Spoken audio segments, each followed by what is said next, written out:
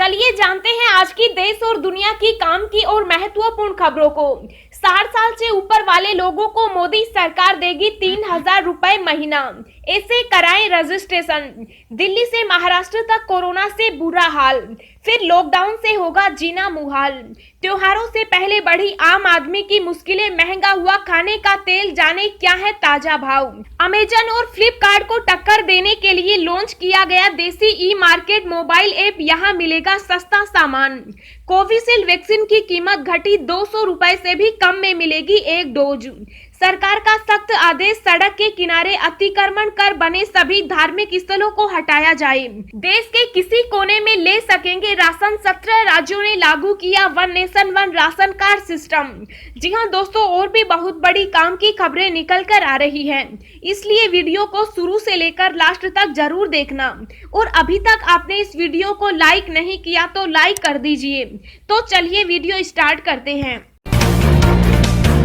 Amazon और फ्लिपकार्ट को टक्कर देने के लिए लॉन्च किया गया देसी ई मार्केट मोबाइल ऐप, यहाँ मिलेगा सस्ता सामान।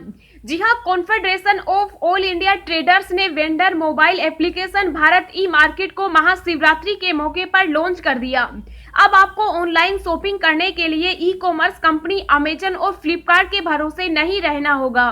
करीब 8 करोड़ व्यापारियों के संगठन केट ने वेंडर मोबाइल एप्लीकेशन भारत ई मार्केट को दिल्ली में लॉन्च किया।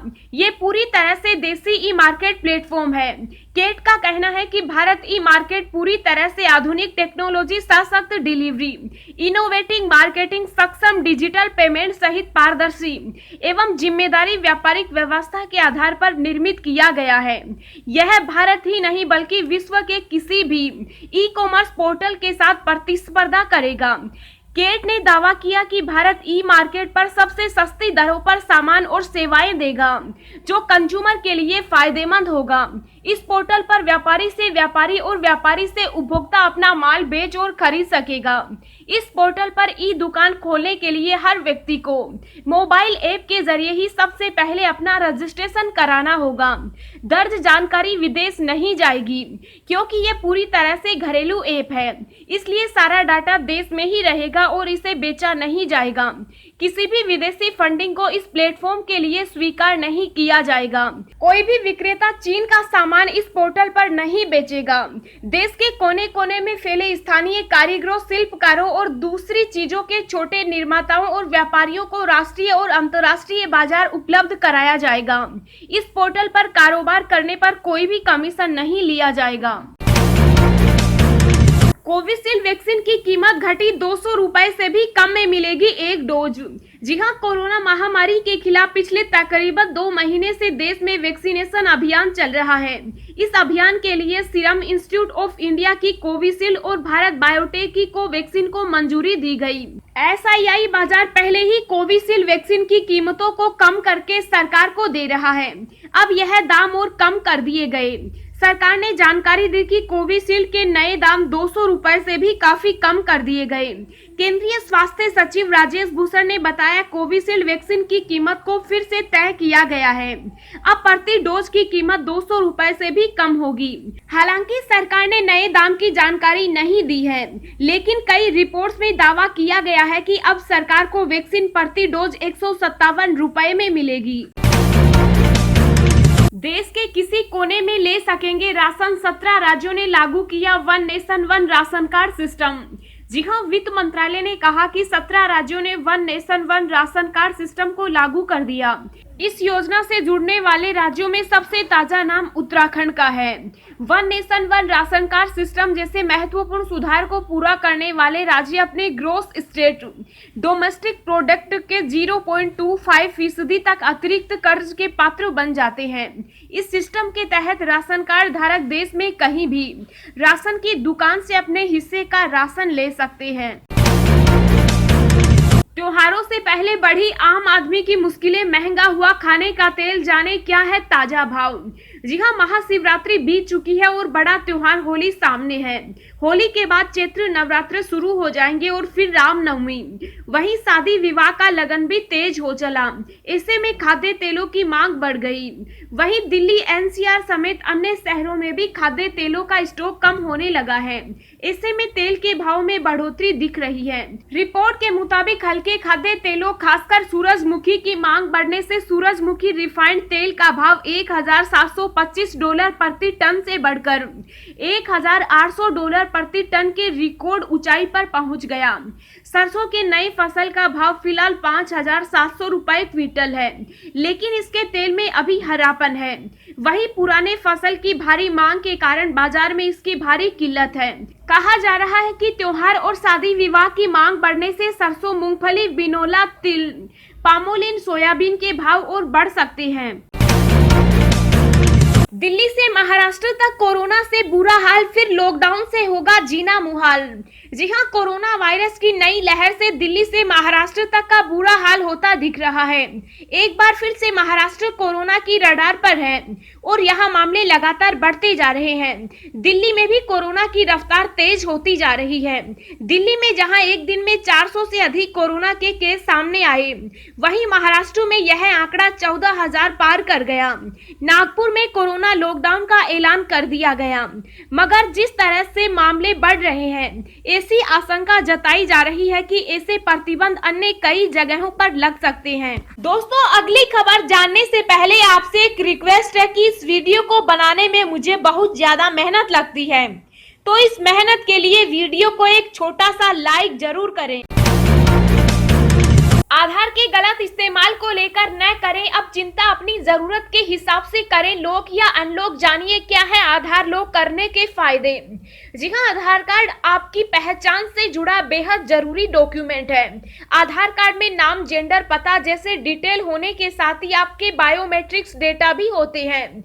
आधार डेटा को किसी भी तरह के दुरुपयोग से बचाने के लिए सरकारी एजेंसी UIDAI यूजर्स को अपना आधार बायोमेट्रिक्स ऑनलाइन लॉक करने की सुविधा देती है। आप अपने आधार कार्ड के बायोमेट्रिक्स डेटा को ऑनलाइन UIDAI की वेबसाइट और आधार कार्ड ऐप के जरिए लॉक और अनलॉक कर सकते हैं। सरकारी एजेंसी UIDAI के मुताबिक आधार बायोमेट्रिक्स को लॉक करने के बाद कोई भी आपके डेटा का इस्तेमाल करते हुए आपकी आइडेंटिटी को ऑथेंटिकेट नहीं कर पाएगा।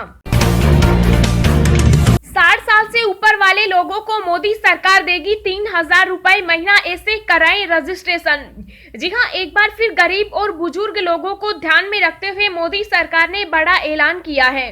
मोदी सरकार ने ऐसे लोगों के लिए 3,000 रुपए प्रति महीने देने का ऐलान किया है, जिसके लिए अब तक करीब 45 लाख लोग रजिस्ट्रेशन भी करा चुके। केंद्र सरकार ने ऐसे लोगों के लिए प्रधानमंत्री श्रम योगी मानधन योजना की शुरुआत की, जिसमें असंगठित क्षेत्र में काम करने वाले श्रमिकों को 60 साल की आयु पूरी कर लेने के बाद 3,000 रुपए महीने की न्यूनतम पेंशन मुहैया कराई जाएगी। सरकार ने 2019 में प्रधानमंत्री श्रम योगी मानधन योजना शुरू की थी। इस योजना के तहत 4 मार्च 2021 तक करीब 44.90 लाख श्रमिकों ने अपना रजिस्ट्रेशन करवाया। इस योजना में 18 से 40 वर्ष समूह के ऐसे श्रमिक शामिल हो सकते हैं जिनकी महीने की आमदनी 15,000 रुपए से कम है। PMSYM योजना के तहत 55 रुपए से 200 रुपए महीने का निवेश किया जा सकता है। इसमें 18 साल की उम्र के लोगों को हर महीने 55 रुपए और 30 साल की उम्र के लोगों के लिए 100 रुपए, जबकि 40 साल की उम्र वाले लोगों को 200 रुपए महीने देने होंगे। अगर किसी श्रमिक ने 18 साल की उम्र में इस योजना में अपना रजिस्ट्रेशन कराया है तो उसे एक साल में महज 660 रुपए जमा करने होंगे। उस श्रमिक को 60 साल की उम्र तक 27,720 रुपए निवेश करने होंगे। श्रमिक को 42 साल तक पैसा निवेश करना होगा। 60 साल की उम्र होने पर उसे 3,000 रुपए हर महीने मिलेंगे। योगी सरकार का सख्त आदेश, सड़क के किनारे अतिक्रमण कर बने सभी धार्मिक स्थलों को हटाया जाए।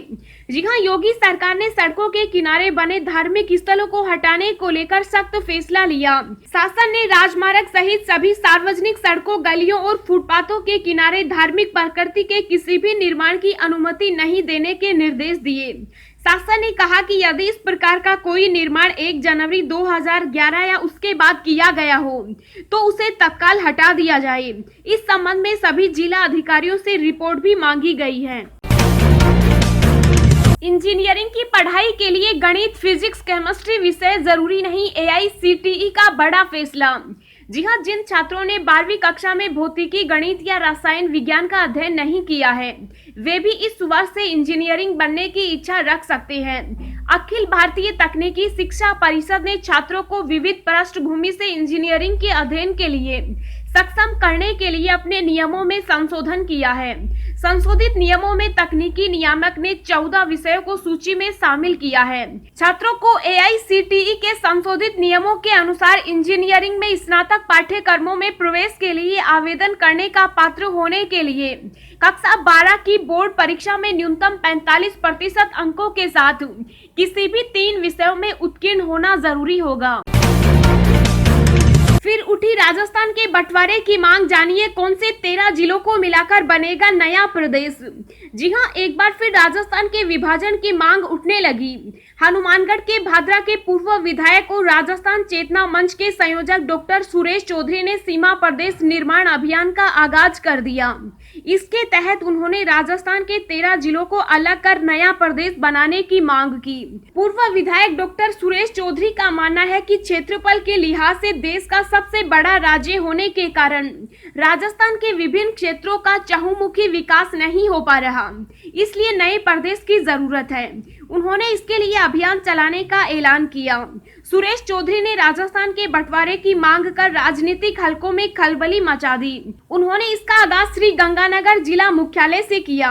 डॉक्टर सुरेश चौधरी के मुताबिक हनुमानगढ़, श्री गंगानगर, चूरू, बीकानेर, नागौर, जोधपुर, सीकर, झुंझुनू, जैसलमेर, बाड़मेर, जालोर, सिरोही व पाली को शामिल कर नए प्रदेश की जरूरत है।